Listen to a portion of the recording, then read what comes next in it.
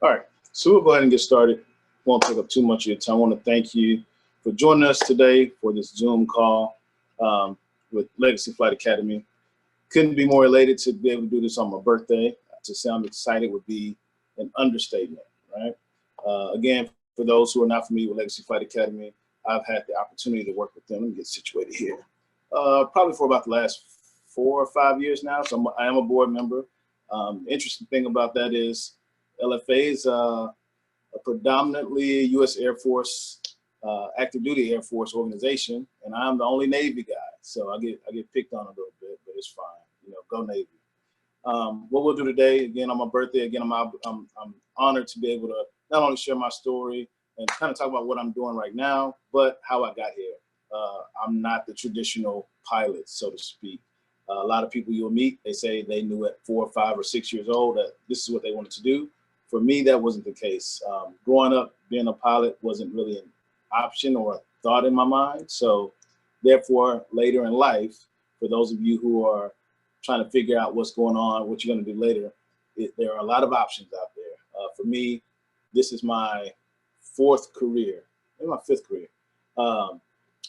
Changed, but they've all been great. This is by far the best one. So what we're going to do is we'll get started. I'll go into a little bit about how I got to where I'm at, look at my background and so forth, and some humbling beginnings. All right. So we'll just start here and I'll talk you through it and go from there. All right. And again, my name is Kenneth Morris. I was in the Navy for 8 years. I flew on P3s. You'll get a chance to see that here. Naval Air Station Whidbey Island. That's up by Seattle. So I was stationed in the Seattle area. Absolutely loved it. Coming from Houston, the weather was quite different, but I was able to adjust to that. I'm currently a pilot with the Forces to Flyers program at U.S. Aviation Academy. Great program. Thousands of people applied. They only chose 11 of us, and I was one of the 11 that they chose, and it's been a blessing to say the least. So that's currently what I'm doing now. It's basically going through my commercial airline training, going through my certified flight instructor training, and so forth. So again, I told you when I first started, this was not even an option. I'm the oldest. I actually have 7 younger sisters. This is 3 of them right here. Kristen, Catherine, and Kendra, right? So we all grew up together and we had some humble beginnings coming from this house that you see. So if your house is better than this one, I'm not ashamed of it at all. This actually gave me my start and taught me to be appreciative of everything. So for all the young people, if your house is better than this, let your parents know how much you appreciate them because they don't owe you much, right? So who I am, I'm a father, I'm a mentor, I'm a family man, and I'm a veteran. I'll see if you can find me in this last picture. See if you can point to it, right? Kind of sticking out. Look for that little dot right there, right? So I started this journey over 15 years ago. The first airplane I flew was a $36 million P3 Orion. That's what I did my discovery flight in. Phenomenal flight, but that's what got the bug in me. Again, I was 18. Prior to that, I didn't even think I could fly. My job in the Navy was to look for submarines. So those are the submarines right there that you are looking at. 150 people in there. My job is to listen underwater like a dolphin and basically tell you everything about that submarine, what country it's from, and so forth, just to keep you safe. This is the plane that we did it on, the P3 Orion. Again, this is a naval aircraft, the first airplane that I ever flew. Phenomenal airplane. They're actually getting ready to retire those. But that's the plane where I cut my teeth, and it's been a great experience since. That's the first plane I actually ever flown. So before I did it, there were many people that came before me that looked like me that were doing phenomenal things. So I have to give them all the thanks and appreciation in the world. The Tuskegee Airmen, Marlon Green, we got Victor Glover, Bessie Coleman, astronauts as well. So not just aviation, but aerospace and astronauts. So again, doesn't matter what you look like, doesn't matter where you come from, your background. If you work hard enough, you can really achieve anything you put your mind to. That's what this is really all about. That's what the Legacy Flight Academy is all about as well. Some of the best pilots I've ever flown were the females, hands down. The reason I say that is because men, we have egos, right? Flying with females, we're going through the checklist. Any kind of errors, any kind of emergencies, we're not gonna skip over anything. Those egos don't come into play. Also for air traffic controllers, this is Miss Eleanor Williams, first African-American female air traffic controller, and Miss Dana as well. Great people, but again, you don't just have to be a pilot, air traffic controllers, dispatchers, and so forth. Right now, if you look at this if there were 100 people flying right now, out of those 100, maybe 5 of them would be African American, 6 would be Latino, and maybe 3 or 4 would be female. There's a lot of opportunity in the coming years for pilots, just keeping that in mind. So when you think about what I do that's different from everything else, and we'll talk about it a little bit more, I can get entertainment involved in aviation. So I've met every celebrity you can probably think of because they all fly on airplanes. I'll tell you a little bit about that story shortly as well. So those are just some of them that I met. Michael Jordan, actually, I was at a party in Atlanta and met Diddy all through aviation. Again, I'm not a rapper, I can't sing, I can't do any of that stuff, but I got a chance to meet them and we were talking about airplanes. So the opportunities are there. Kevin Hart, that's when he came to the military base, and that's actually him next to one of the smallest planes in the fleet. So you can only imagine how small he is compared to a good guy, you know, but he got exposed to aviation a little bit later than a lot of our younger people. So the Texans, I get access to a lot of players and things and so forth, but it's all through aviation. I don't play football professionally. I don't play basketball professionally, but what I do is in aviation, inspire young people. So that's how I'm able to get access to so many people and so forth. So George Foreman, all of these signs that you're seeing is actually people that are saying that they support what I do. So it's not just in Houston, but it's nationally.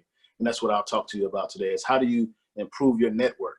Basically, you can go to any city or any state and somebody's going to be able to assist you with resources. Boise, Idaho. I've never been to Boise, Idaho a day in my life, but there's somebody there who's willing to help not only me, but the people that's in my network find employment and training opportunities. All right. So some of the key points, again, I'll talk more about this. The main thing is don't fear failure. Fearing failure is probably the biggest hurdle for most people, whether you're a young person or an older person. Remember, nobody owes you anything. You got to get out there and outwork the next person, bottom line. So I've had an opportunity to not only be on different TV stations and so forth, radio stations, but again, I had no training. I just outworked my competition at the end of the day. So dream, achieve, exceed. That's my motto, and that's how I get everything done. All right, so I just want to give you that portion first, and then we'll actually click over here, and then I'll kind of walk you through a little slower. I just want you to see the pictures first. Just kind of walk you through what my thought processes were. If you have any questions, feel free to ask. I'm going to actually. If you have any questions, feel free to ask, and then we'll go from there. So again, my name is Kenneth Morris. I'm currently a pilot in the U.S. Department of Transportation Forces to Flyers program. So what that program is, they chose, this was last year, they chose 11 of us in the entire state of Texas. So Texas has 30 million people or something like that, some crazy number. They put out this program, so for veterans, basically they fund 100% almost flight training. To become a commercial airline pilot, it's pretty expensive.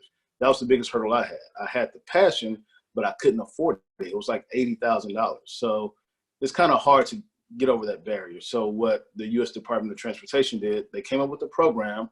We were the first people to ever do it. And when the program works is you got to apply. Again, they had thousands of people applying, and I was one of the 11 chosen. So I was the director of education at a $40 million museum, and I'll backtrack to that shortly. But the moment I found out on a Wednesday that I accepted to the program. Thursday morning, I put my 2-week notice in. It was a once-in-a-lifetime opportunity. And the job I had, I absolutely loved, but another opportunity opened, and I had to take it. So how the program works, again, you couldn't have had any type of licenses when you came in. Everybody has to start pretty much from scratch. Some people have flight hours, but other people really didn't have any. And I was kind of right there in the middle. So when everybody told me they're going to be people younger than you, which there are. They're going to be people who are more exposed to aviation than you, which there are. Pretty much gave me all the reasons not to do it, right? But I didn't listen to them. I knew that I had the ability, and if I just worked hard enough and studied hard enough, if they can do it, I can do it, right? So with that being said, what happened was I left my job, moved up to Dallas, didn't know where I was going to live at, no clue, but I figured I had to try something, right? So a group of us all decided to put our resources together, and we got a house together, right? So everybody would only pay a small portion of what this huge rent would be. That was one door opening. So when that happened, it's like, okay, this could possibly work. So as school started, again, I had aviation knowledge for flying, but not nearly as much as I needed to get to where I'm at now. So we all started out together, we all worked together, and I'm very grateful for the Forces to Flyers cadets that were chosen because we helped each other. That was really important. So once I got chose to do the program, got through my private license. My private took a little bit longer than what's expected because where I'm training at, the weather is not always the greatest, which was fine. Got through that with the training, went into my instrument training. With my instrument training, I actually did that in half the time it took me to do my private. So what that means is basically I can fly the airplane without looking outside. What that means is when it's raining, cloudy, if I go through thunderstorms, I can use my instruments to tell me if I'm going up, going down, turning left, turning right, and so forth. After that, started my commercial training. Now, again, the amount of money that it would cost for me to pay out of pocket, I'm probably at about 30 or 40,000, maybe more than that, $50,000 that I didn't have. So that's another reason this Forces to Flyers program was beneficial to not only me, but my to say the least. So started my training, working with other people who were learning like I was learning. And then the biggest thing I could tell you, whether it's training for this or your network. I knew other pilots that had been through this. They hadn't been through the program I'm in, but they were flying airplanes. I would reach out to them. They had already done it. So I wasn't gonna recreate the wheel. I had to learn how to study again. The way I studied in high school, the way I studied in college, that wasn't gonna work. So I had to learn how to study for aviation, study how to take tests. And it was a lot of effort being put in, but I had to learn how to do that all over again. Once I did that, I had to apply myself. So a lot of my friends who decided to go out and do other things, I couldn't do that because I knew I had a mission and a goal ahead of me. So I knew if I put the effort in now on the back end when I got done, all my friends and family would be proud of me. So that's why I changed up my process. I still talk to them daily, tell them I love them and so forth.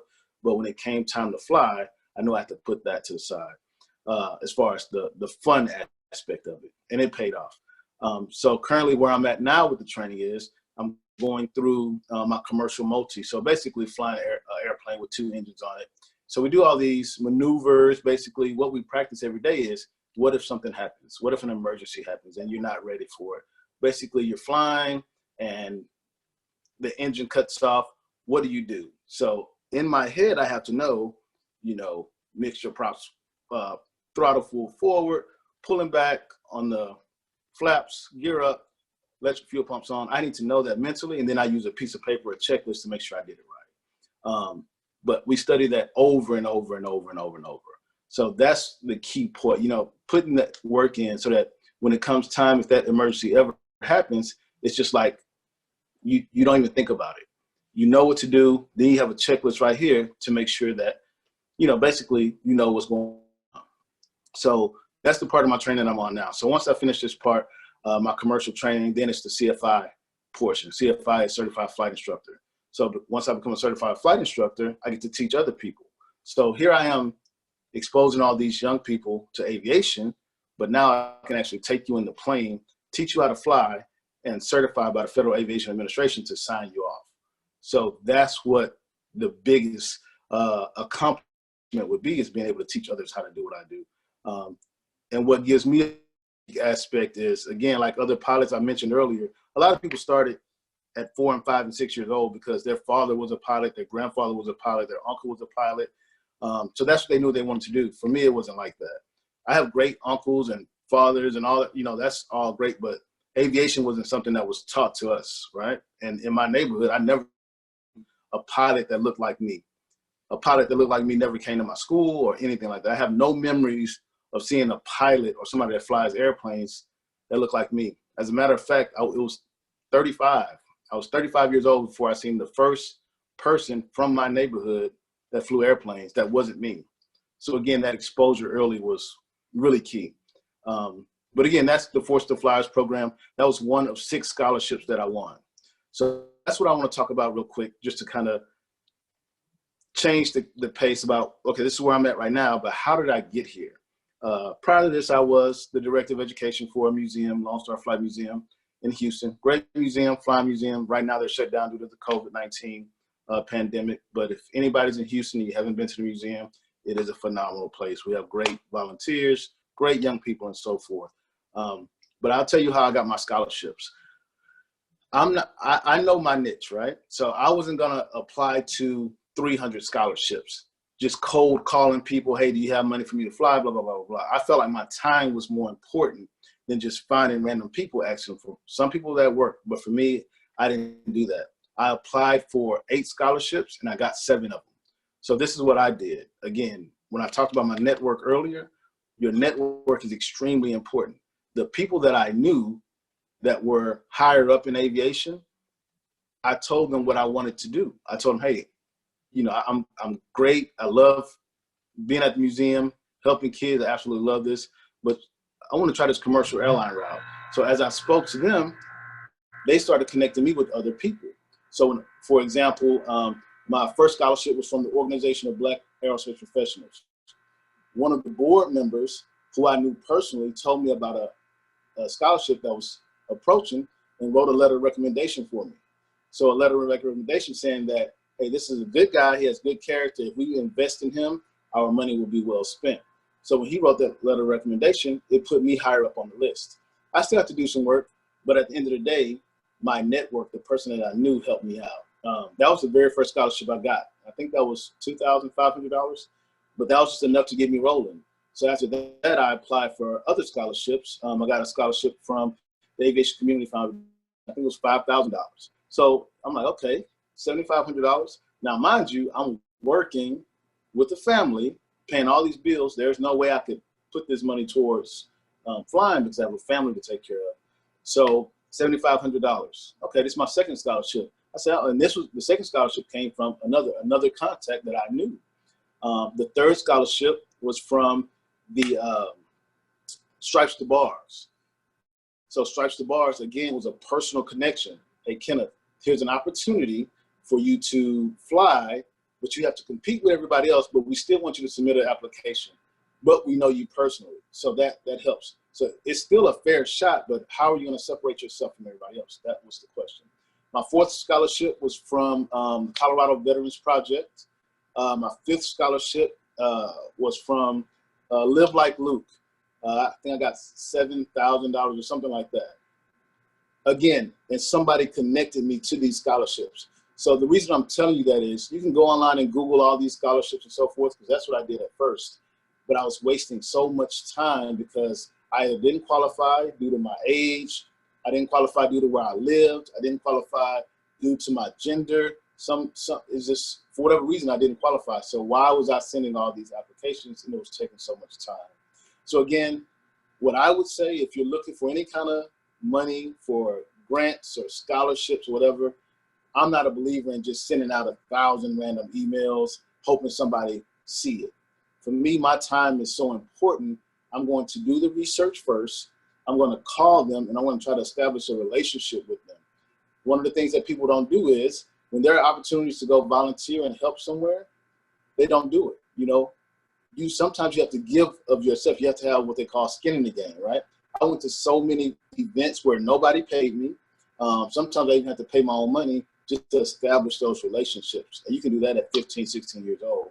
A lot of times you just put something out there and you want somebody to give you something, and that's just not how it works in reality.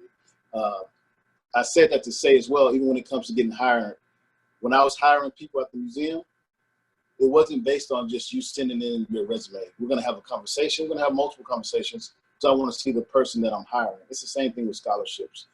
They don't wanna just give money, they wanna invest in you. So whenever you're looking for scholarships, if you decide to just send out 100, that's fine, but that time that you're using to do the research and so forth, that could better be used on focused research on when does the application come out, what are the requirements and so forth. Again, I applied for 8 scholarships and I got 7 of them. So, and I'm gonna apply for a few more. So just keep that in mind that that's my strategy, and I hope that works for you. Talked about that. The other thing I want to discuss too was my time at the museum and other opportunities for young people. I can't say this enough. One of the main things that I really, really want to stress is volunteering and internships, right? Treat it like a job. And what I will tell you is when you apply for these interns, this is what I did. And this might be giving you a little too much information, but when people apply for an internship or a job, I would look at their resume, and a lot of the times the resumes are what's the word? Not saying they're not truthful, but a lot of people put information in their resume to make them seem, I want to see your best self. Okay, that's fine. But my degree is in communications and computer information systems. So what that means is I work very good on computers, and I can find anything out about you. Everything you think is private is not private, right? So I'm going to use your email address. I'm going to do a reverse search. I'm going to find out everything that you've done on this email address. And if it is not in line with what my company is representing, I'm going to go to the next applicant, right? So unfortunately, people don't know that. GE does it, Coca-Cola does it. They actually have teams of people that looks at your social media, right? So that's what I do. I've been doing this for a long, long time. So if somebody says, hey, you know, I want to come work for you at the museum, I want to come work for you at your new job or whatever, I want to go flying with you. My degree in computer information systems and my experience has taught me, do the research first, because people in this generation we're living in, they will put anything on social media and think that there's no recourse or no consequences. But I assure you it is, right? So you're not going to get that scholarship, you're not going to get that internship or that job because of not only what you're putting, but I'm looking at who's commenting on your stuff. I'm looking at what are you liking. So you don't even know that I can see your activity. Even if you think it's private, it's really not. And the reason we do that is not because we're spies or but we're really trying to find the best candidate for a position. So young people, even if you're not interested in aviation or whatever it is you want to do, your social media, I'm telling you, I cannot stress it enough, it's vital. You're not going to get that position because of what you're doing on your off time. I hired a young lady, and this was genius. She actually deactivated all of her social media while she was going through her hiring process. And I didn't even know her, but she had already known that that's what companies are doing. So if you're looking for something, social media really isn't that important for me personally. So if you're looking for some type of position, if you deactivate everything, take everything off your page, there's nothing for them to find there.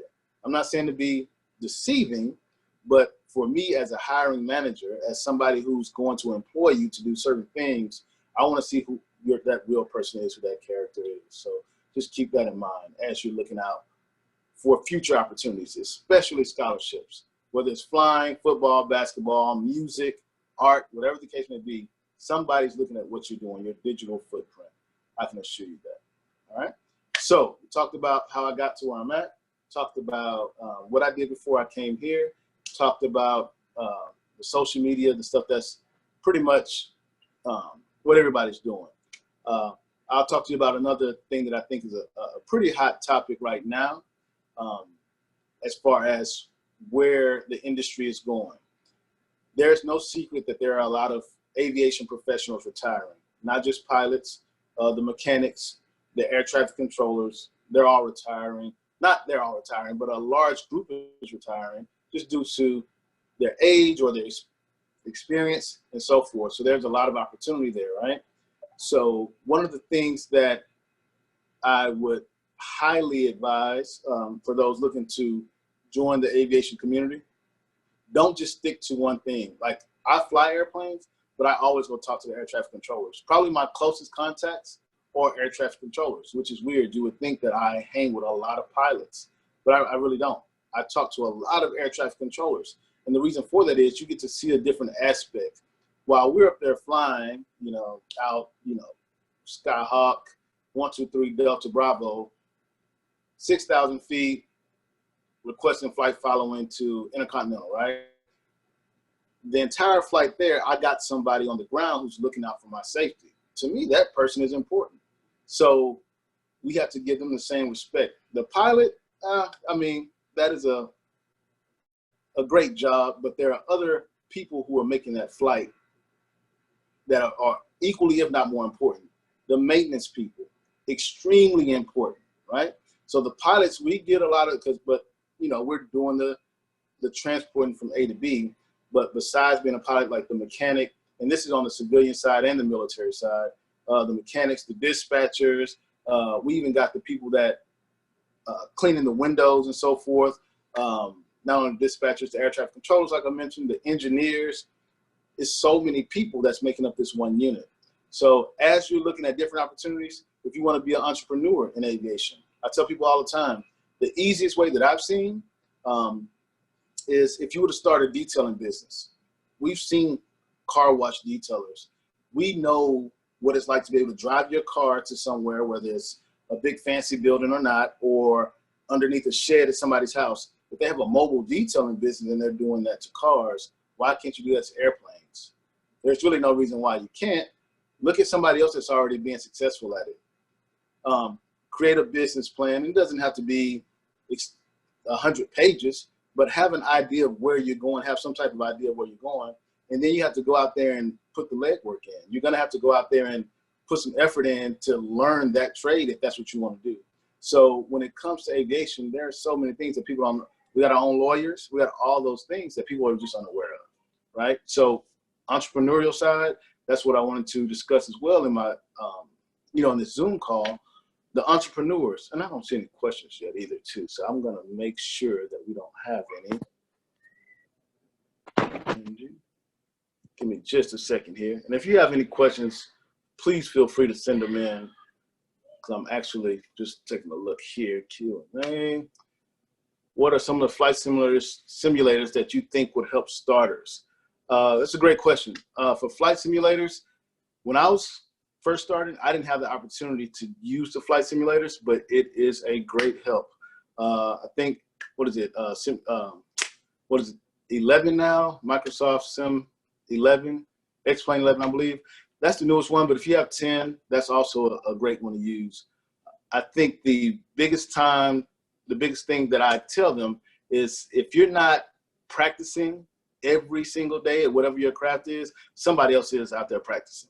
So while I'm sitting here, if I decide to not be on my simulator, and it really may not be as helpful an instrument for your private training, but when you get to instrument training, 90% of it is not even looking outside the plane. So all the work that you're doing on that simulator is going to help with your muscle memory and repetition and so forth. So keeping that in mind is extremely impossible, but extremely possible. What would be your largest obstacle coming out of the military? Any tips for a fellow shipmate? I will be completely honest with you. When I got out of the military, I thought I was the man. I'm like, okay, I know it all. I think out of the E5, I shot up the ranks real quick. I didn't have any money saved up. I said, I'm gonna get out here and get a job. It's not gonna be anything. If I could do it all over again, prior to me getting out, I would first establish my civilian network. Because in the military, all we know is military lingo. All we know is people who do what we do in the military. Because we never really leave the base. For me, because I was an introvert, I never really left the base. But when you step outside, it's a whole nother world. I would look into the Chamber of Commerce, go to those free networking events in whatever city you're in, but expand your circle outside of the military. That would be the biggest thing I could tell anybody. And if you're in aviation, look at people who are doing something outside of aviation, but your network is the most priceless thing you have. I flew a $36 million airplane. I wouldn't trade my network for that airplane at all. So that would be the best advice. Step outside of your comfort zone, and you don't have to wear your military uniform. You don't have to do anything like that. Be yourself, but think about the knowledge that you can gain in a network outside of the military. That would be the best advice I can give you. And I had to learn it the hard way. It took me a while to figure that part out. But that would be my biggest obstacle, is my network. And the simulator, I think it's X-Plane 11, but it's Microsoft. I think they're on version 11 though. But look up Microsoft Simulator, and then that would probably be the best one you can use at the moment. How did you get through the weather issues delaying your private pilot license? So you really don't get through them. The weather issues, they happen to everybody. And I'm training up near Oklahoma, so they happen to everybody. What I would say is be patient. I had a flight today, for instance, and I'm flying multi-engine now, and I'm hard on myself because I'm thinking I want to be the best pilot. Like, how are they getting this and I'm not getting it, right? So I'm hard on myself. I'm like, okay, I remember these flows and so forth, but don't compare yourself to anybody. Like, I don't care what anybody else is doing. We've had 2 people graduate the program already. I'm happy for them, but that's not me, right? All I can do is focus on what I'm doing. So the weather delays, I can't control that. So people were getting so upset. Oh man, the ceilings are too low. You can't control that. So what I would do is, the ceiling's too low, I'm either gonna go to the sim or I'm gonna get in the books. What else are you gonna do to maximize that time? You can't control the weather. You can't control when the airplanes break. You can't control any of that. So why are you stressing about it? You're only making it harder for yourself. So if you're having weather delays, trust me when I tell you, the best thing to do to maximize that time is don't stress about it, but go to the sims, get in the books, so when that weather does come around and you get your chance to fly again, you knock that flight out. That's what I would say. Because we've had so many weather delays, I couldn't even begin to tell you, but I had to learn it the hard way. And COVID-19 as well. COVID-19 is, so it all depends on where you're flying at. To be honest, COVID-19 has delayed some flights, especially commercial flights, but where I'm flying, we're a critical infrastructure at the airport that I'm flying. I'm flying out of a small town, so the airports are still moving, and flight training doesn't stop. So depending on where you're located in the country, COVID-19 has really shut the economy down. But what I would say in this time while you're dealing with that, be prepared, because the economy is going to come back up. I'm not just being a foolish optimist. The economy is going to come back up. What are you doing in this time while it's down to prepare? The weather's going to get better. What are you going to do while, the weather's down, and when it gets better, are you going to be prepared? Because somebody's out there spending 10 hours a day on a simulator. So when they get in the plane, it's just muscle memory. So just keep that in mind. Some stuff you cannot change, and that's just what it is. You just have to maximize every opportunity that you get. Just making sure we got all the questions answered. And if you have anything else that I'm not thinking about at the moment, feel free to ask. I'm pretty much an open book when it comes to this flying and so forth. Outside of scholarships, how do you balance through ratings timeline-wise, especially if I can't fly every day? So what I would say is, again, choosing your flight school is extremely important. I didn't get the opportunity to choose my flight school. The flight school pretty much chose me. So when I won the scholarships, when I won the big one, they told me to utilize the scholarship, you have to go to the school. I didn't know anything about the school at all. So once I got there, I learned the intricacies of it. I learned the things they did well, the things they did great. I learned the things that they were working on, right? So if you can't possibly change the way the flight school is going, because that's out of your control again, what I do is I use outside resources. I had a flight instructor, great guy, great flight instructor, but I knew 8 other flight instructors. So they all taught 8 different ways. So even though I was sitting here waiting for 3, 4, 5 days, I actually had a guy who was waiting 3 weeks for a flight, and it bothered him. But he had to learn, patience and so forth, and it ended up paying off. But in those 3 weeks, he was just hitting the books, and he was asking other flight instructors their opinion on how to do certain maneuvers and so forth. So again, if it's out of your control, like the weather, the maintenance, and sometimes maybe the flight school isn't operating the way you like, it's your money. So if you have the opportunity to explore the options, I always say do that. But if you're going to stay at that flight school, it would be easier for you to adjust to that flight school, because again, they're a huge operation. Make yourself known. One of the things, this is another thing, I actually talk to the people at the front desk. I established that relationship. So if I want to go flying, literally, I think my flight was Sunday and it got canceled or something like that, and they say, hey, do you want to fly again? At that time, I couldn't fly, but because of the relationship that I had with them, they were willing to put me back on the schedule. So the relationship that you have with the front desk, that's just as important as you have with the CEO of the school. So just keep that in mind. So if things aren't going your way, Just take a deep breath, exhale. You're not the only one going through it. It happens to all of us, I promise you.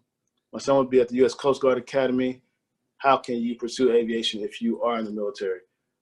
To be honest, the Coast Guard is probably one of the best options right now.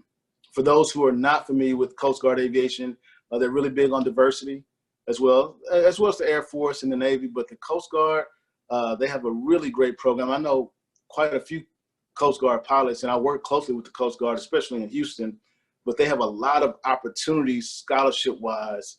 And it just starts with reaching out to a local recruiter. But if for another reason too, if you have any questions after this, I don't mind sharing my contacts with you. I'll send you whatever it is. If you want to email me, you can send it through LFA. I have no problem with sharing my network. And that's actually probably how I get most of my blessings, to be honest with you. I don't keep it all to myself.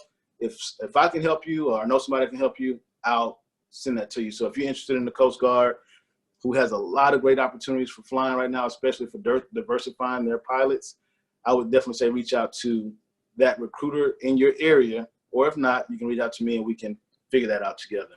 But that's a great question. The Coast Guard is a great option as well. You just don't hear about it. What age do you think is the age to start trying to apply to the flight academy? So if you're talking about military, I went through the flight academy that I'm at is a Part 141 and a 61, but I'm going through the civilian side. In the military, I flew on P3s as an air crewman, meaning I was the guy in the back working on the computers. My job was to drop, I'm trying to tell you without violating any security. So my job was to drop listening devices in the ocean, these huge listening devices, kind of like the Beats by Dre headphones that are out now. We had those 20 years ago, right? So we had those, they were free. So we dropping these listening devices in the ocean, and my job is to listen underwater, like a dolphin uses their echolocation. I'm something like a dolphin. So I can listen underwater and tell you everything about the noises that are going on underwater. So I hear dolphins, I hear sharks, I hear fish, I hear whales. Then I hear this large man-made device. I know it's man-made because of the frequency that it's putting out in the ocean. So my job is, without seeing it, I have to listen, and I would tell you, this submarine is from Russia. This submarine is from Japan. This submarine is from Australia. This submarine is from Germany. It's going this fast. It's this deep. It's turning left. It's turning right. It's coming up. It's going down. It's opening up its missile doors. The missile that it's going to shoot out is XYZ. It can hit these 4 cities, and this is how big the explosion is going to be in a matter of 3 hours. That was my job in the Navy, right? So I say all that to say, I didn't go to a flight academy. I didn't go to the Naval Academy. I didn't go to the Air Force Academy, obviously. My training came on the tail end of my military career. So for the flight academy where I'm at, they have 18-year-olds that are there doing the flying. If you're in a Part 61, which is less structured, we're still the same. The hours are still pretty much the same, but it's less structured. You can start training as early as 16, 17.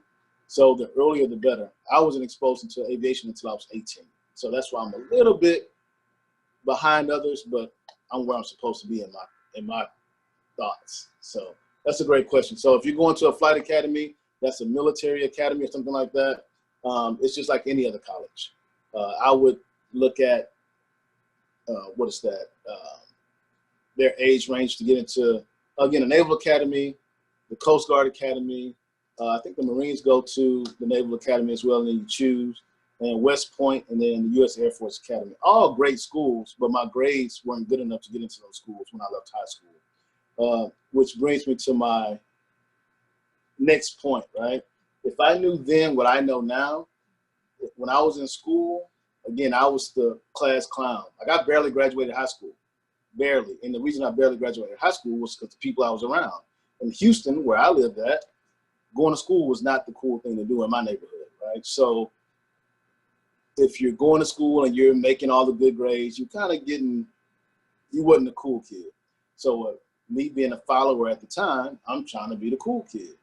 If I had to do it all over again, that would not be the way I went.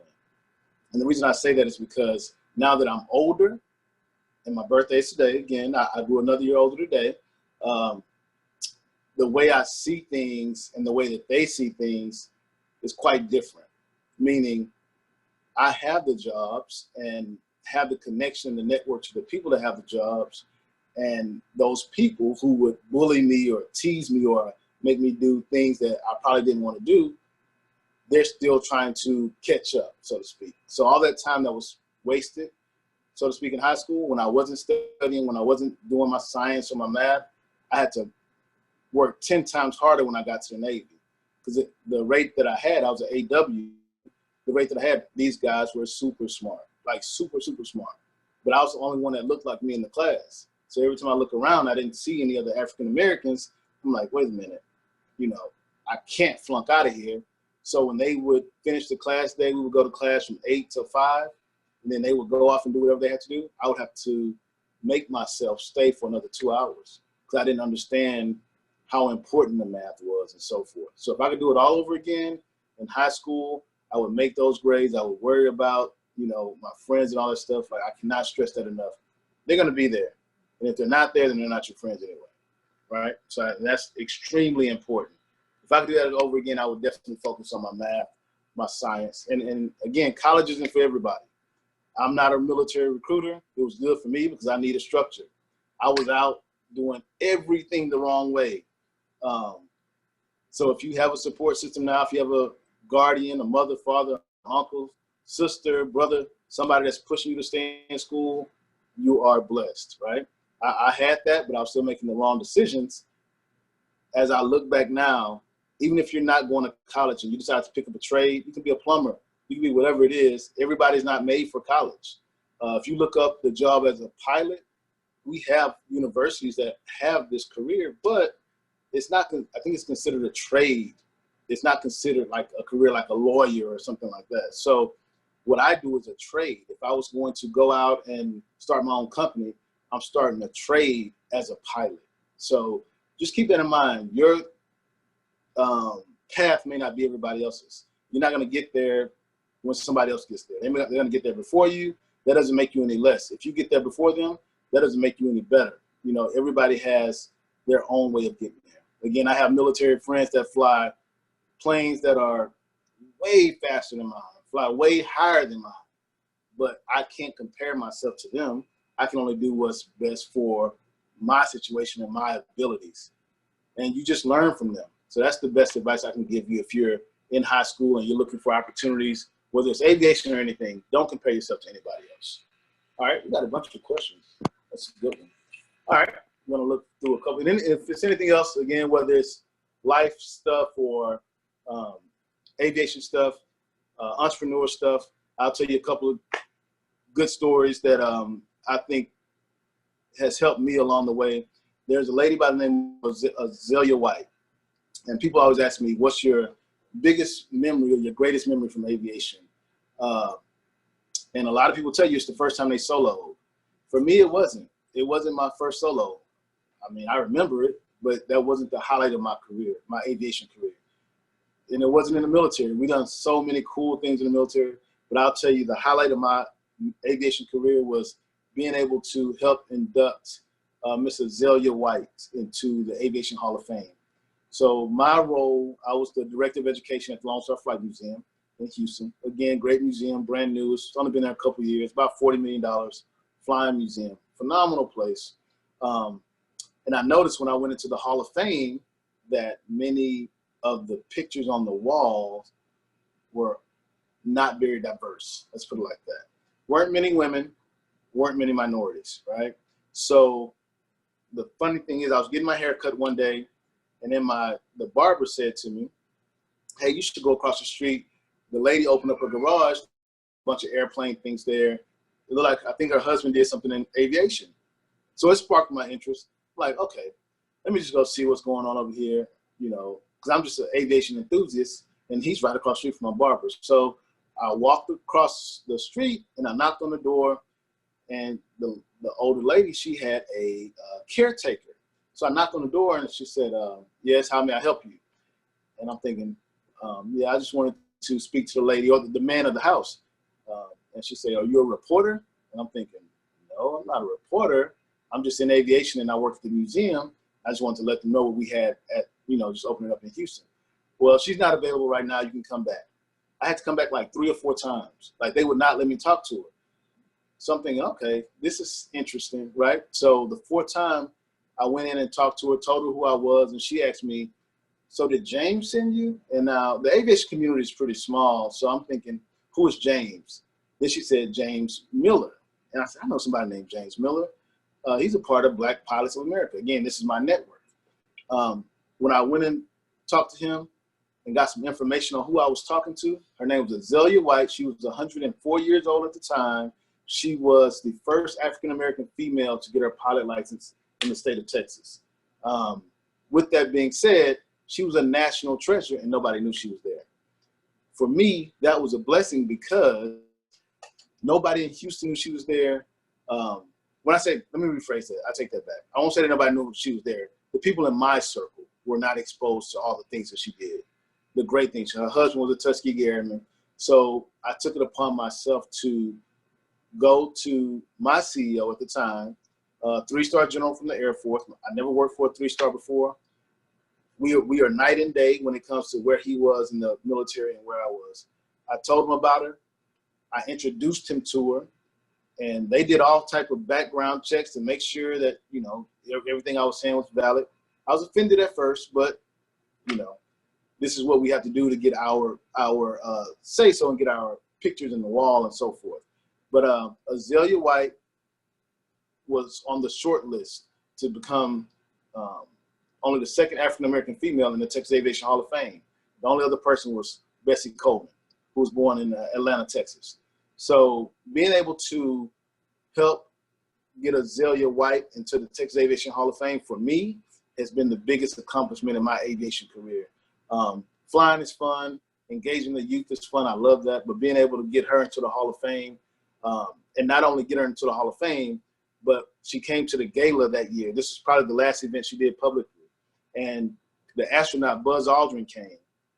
Now, this is a star-studded event, but when 𝐸𝐿𝐫𝐷 came, everybody who was there absolutely gave her all the love and so forth that she deserved. And her husband was a Tuskegee Airman. She got her pilot license in 1946.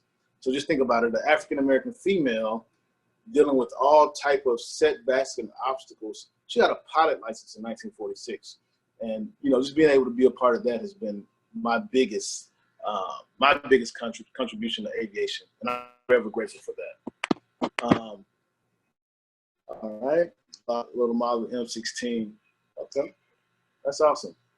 Let me think. Any other questions that you may have? Let me give the time check here.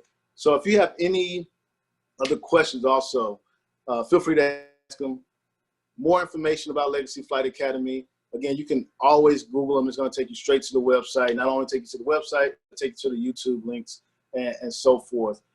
As we continue going forward, I encourage everyone to not only, look at the YouTube links, but reach out. When I was younger, I was bashful, I was quiet, and I was missing opportunities.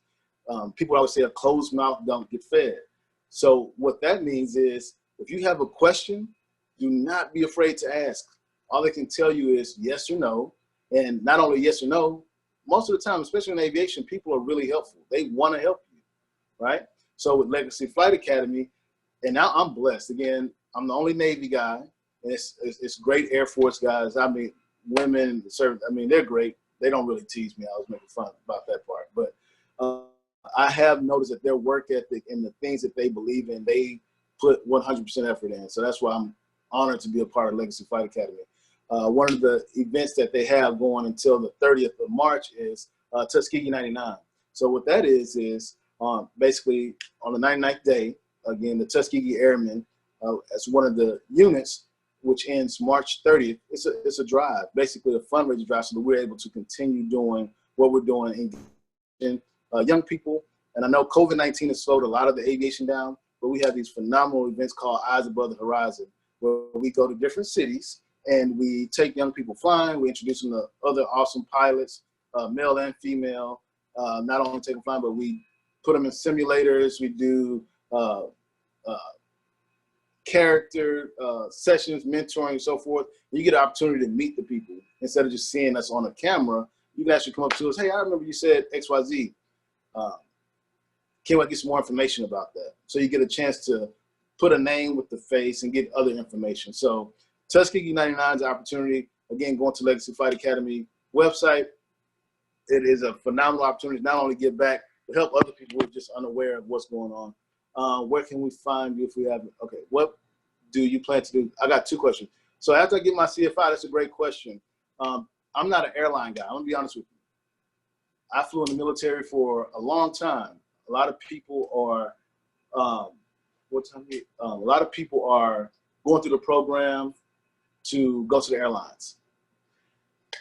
I'm an instructor. I want to help as many people as possible. So I'm likely going to get my CFI, CFII, and stay in Houston and travel around as well, but help as many people learn to fly as possible.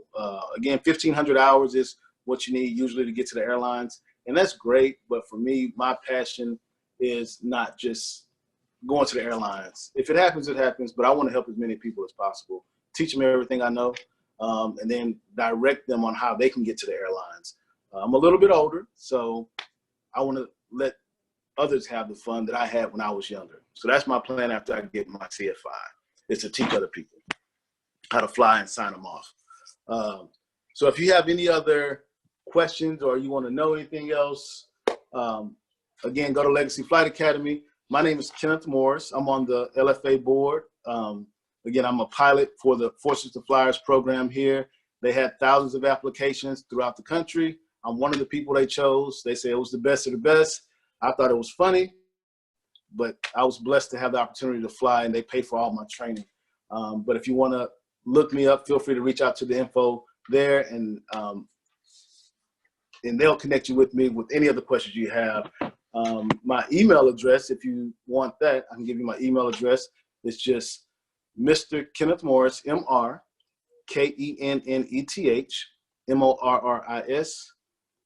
I'll give you at yahoo.com. That one comes directly to my phone, and then we can still talk through LFA. I'll send you that email address as well. If you have any other questions, something I didn't answer for you today, anything I can help you out with, connecting you with other mentors and so forth, feel free to reach out to me. Go to YouTube, look up Legacy Flight Academy. I also have a YouTube page as well under Universal Elite Aerospace with a new video. I actually just put up a new video today. And I think it's under Be the Change. So if you can, Legacy Flight Academy YouTube, my organization, Universal Elite Aerospace, just put it in the YouTube.